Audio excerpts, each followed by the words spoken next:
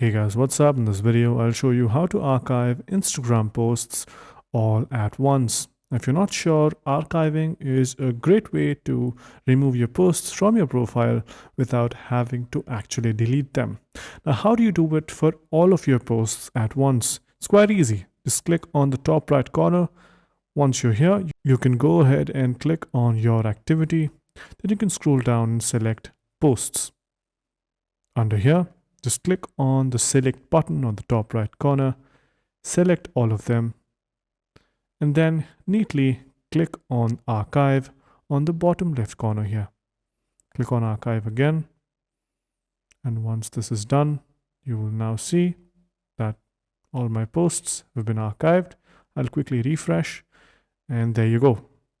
You can easily unarchive them for later. But yeah, that's pretty much it on how you can archive Instagram posts all at once.